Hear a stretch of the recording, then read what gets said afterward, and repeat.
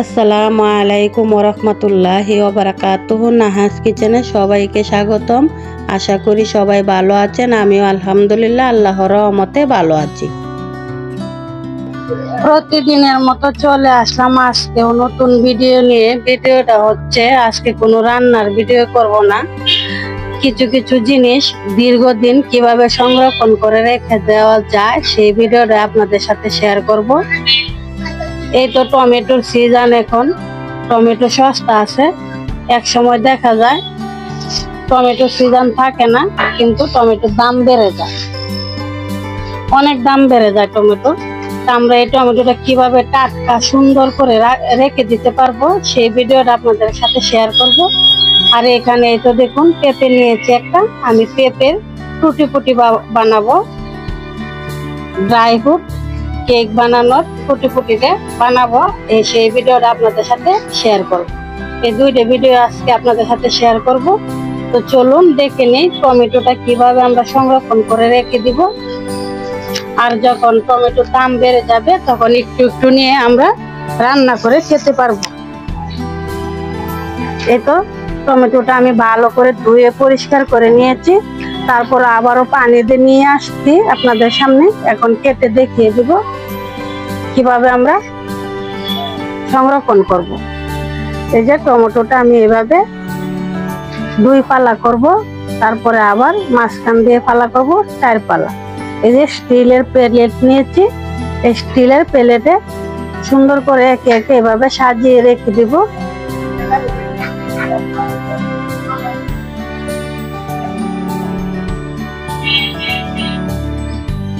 এভাবে প্রথমে 2 ভাগ করে নিব, তারপরে আবারও 2 ভাগ করব। এভাবে মোট 4 ভাগ করে নেব একটা টমেটোকে।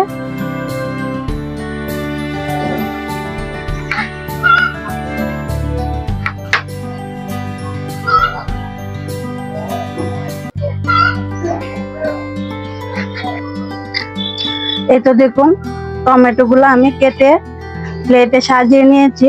এখন আমি ডিপ ফ্রিজে রেখে দিব কয়েক ঘন্টার জন্য। এগুলা বরফ হয়ে গেলে পরে আপনাদেরকে দেখিয়ে দিব কিভাবে রাখা যায়, একটার সাথে আরেকটা লাগবে না।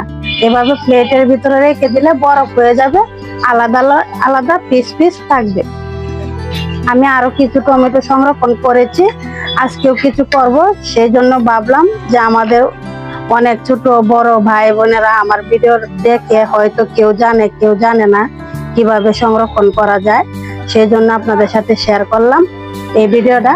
এখন আমি ডিপ ফ্রিজে নিয়ে রেখে দিব। ডিপ ফ্রিজে রেখে বরফ বানিয়ে পরে আপনাদেরকে আবারও দেখিয়ে দিব কিভাবে রাখা যায়। টমেটো গুলো আমি ডিপ ফ্রিজে রেখে দিয়েছি। এখন আমি টুটি পুটি বানানোর জন্য পেঁপেটা কেটে নিব। আমি ছিলে ভালো করে ধুয়ে পরিষ্কার করে নিয়েছি, আবারও আমি ধুয়ে নিব।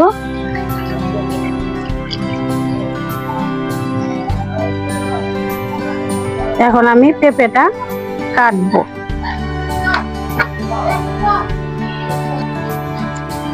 এই তো পেঁপেটা আমি এরকম চিকন চিকন করে পালা পালা করে নিয়েছি। এইভাবে আমি ছোট ছোট পিস পিস করে নিয়েছি। টুটি ফুটি বানানোর জন্য এভাবেই ছোট ছোট পিস করা লাগে, তাই আমি এভাবে পিস করে নিয়েছি। আর এই প্লেটে তুলে নিয়েছি।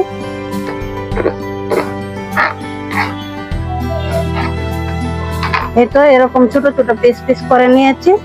এখন আমি এই পেঁপেটা সিদ্ধ করে টুটি ফুটি বানিয়ে নিব। চলুন সিদ্ধ করে নেই আর টুটি পুটিটা বানিয়ে নিই। পেঁপেটা সিদ্ধ করার জন্য আমি আগে থেকে কড়াইয়ে পানি দিয়ে চুলাতে বসিয়ে দিয়েছি। পানিটা বলক উঠে গেছে, এখন আমি দিয়ে দিব পেঁপে। কেটে রাখা পেঁপে গুলা দিয়ে দিলাম।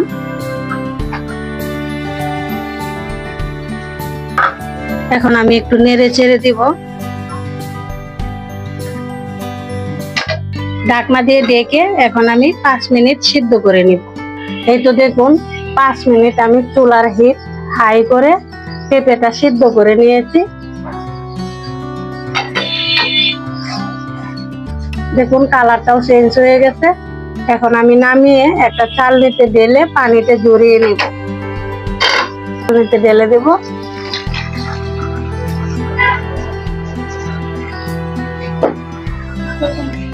এটা চালনিতে ঢেলে দিয়েছি, পানিতে ঝরে যাবে। আর এখন আমি ফুটি ফুটি চিনি শিরাটা বানিয়ে নেব। এই কড়াইয়ে দিয়ে দিব চিনি। আমি যেহেতু পেঁপে নিয়েছি অল্প, তাই চিনিও দিব অল্প। 1 কাপ চিনি দিয়ে দিচ্ছি।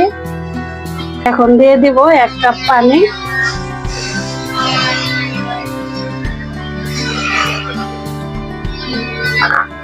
এক কাপ পানি দিয়ে আমি শিরাটা বানিয়ে নিব ভালো করে। এর বেশি পানি দিব না, কারণ আমার পেঁপে অল্প, অল্প শিরা হইলেই হয়ে যাবে।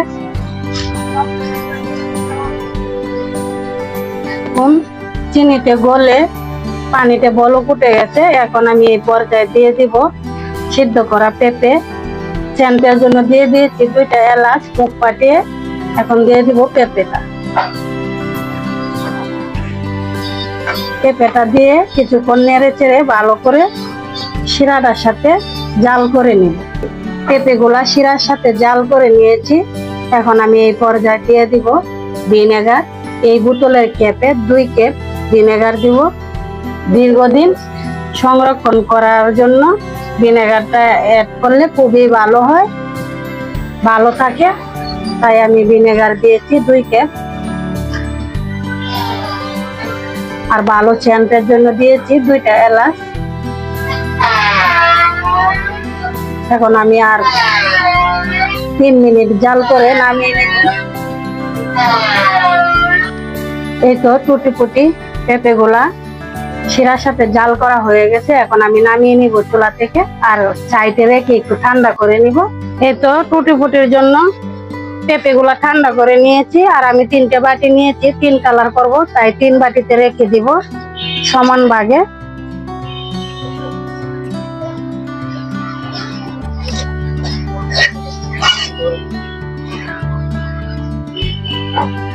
এই তো 3টে বাটিতে আমি নিয়ে নিয়েছি। এখন আমি ফুড কালার ব্যবহার করব, অরেঞ্জ ফুড কালার একটা।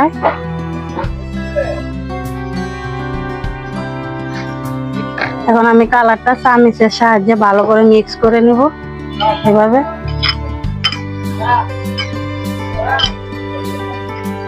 কিছু শিরা সহ ফুড কালারটা ব্যবহার করেছি।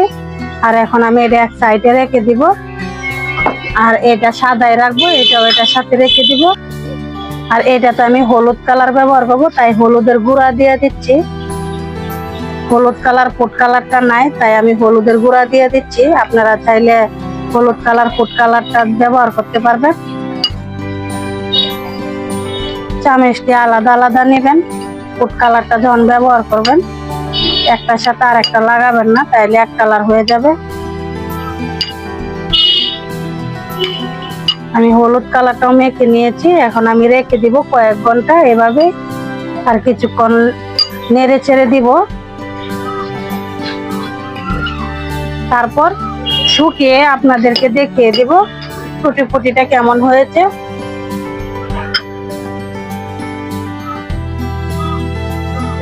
এই তো দেখুন টুটি ফুটি ফুড কালার ব্যবহার করে সারা রাত্র রেখে দিয়েছি। এখন আমি এগুলা রোদ্রে দিব।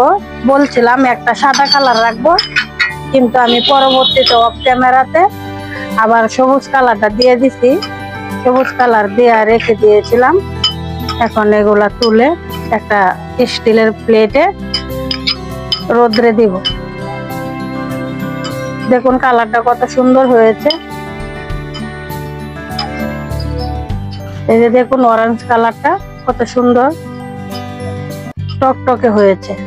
এখন আমি এগুলা তুলে রোদ্রে দিয়ে দিব, তাই স্টিলের প্লেটে রেখে দিচ্ছি।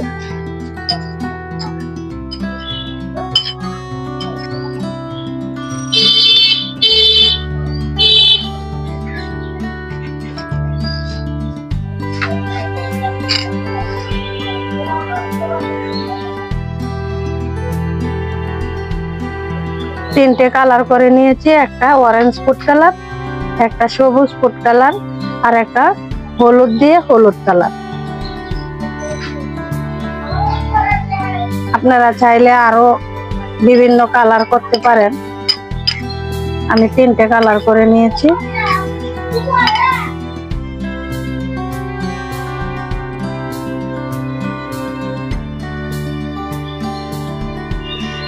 এই তো আমি 3 দিক দিয়ে ছড়িয়ে দিয়েছি 3টা কালার। এখন আমি রোদ্রে দিয়ে দিব, বিকাল বেলা শুকিয়ে আপনাদেরকে দেখিয়ে দিব কিরকম হয়েছে টুটি গুলা।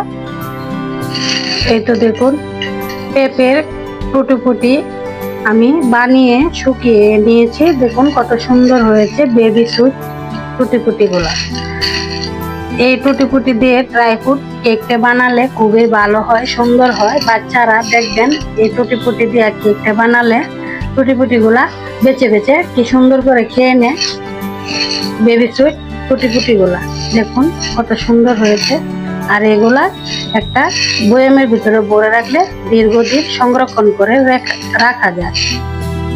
এই তো দেখুন টুটি গুলা কত সুন্দর মচমচে হয়েছে শুকিয়ে। এখন এগুলা এরকম বয়ামের ভিতরে ভরে রেখে দিতে পারবেন।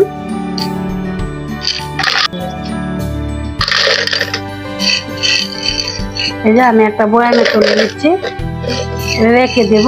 যখন প্রয়োজন হবে ড্রাই ফ্রুট কেক বানানোর জন্য তখন আবারও নিয়ে নিব এর ভিতর থেকে।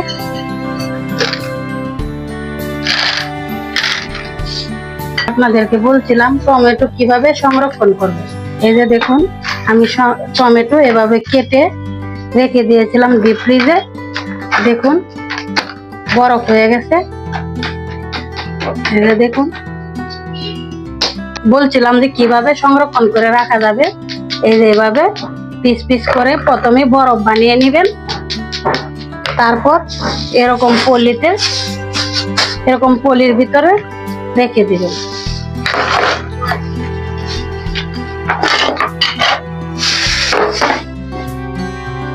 দেখুন কতটা বরফ হয়েছে।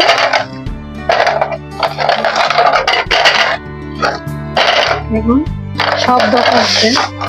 এভাবে পলিথিনের ভিতরে রেখে দিলে এখন একসাথে রেখে দিলে একটার সাথে আরেকটা লাগবে না। যখন আপনার প্রয়োজন হবে যতটুকু প্রয়োজন এভাবে পিস পিস নিয়ে নিতে পারবেন, নিয়ে তরকারি রান্না করতে পারবেন।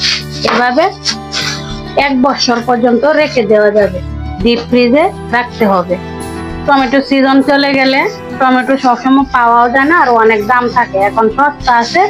আপনারা যারা সংরক্ষণ করে রেখে দিতে চান এভাবে সংরক্ষণ করে রেখে দিবেন। আজকের ভিডিওটা আমার কোনো রান্নার রেসিপি না, আমি টুটি আর টমেটো সংরক্ষণ করার ভিডিওটা বানাইছি। আমার এই ভিডিওটা যদি আপনাদের কাছে ভালো লাগে লাইক কমেন্ট শেয়ার করবেন। প্লিজ সাবস্ক্রাইব করে আমার পাশে থাকবেন। দেখা হবে অন্য ভিডিওতে। সে পর্যন্ত ভালো থাকুন, সুস্থ থাকুন। আল্লাহ হাফেজ।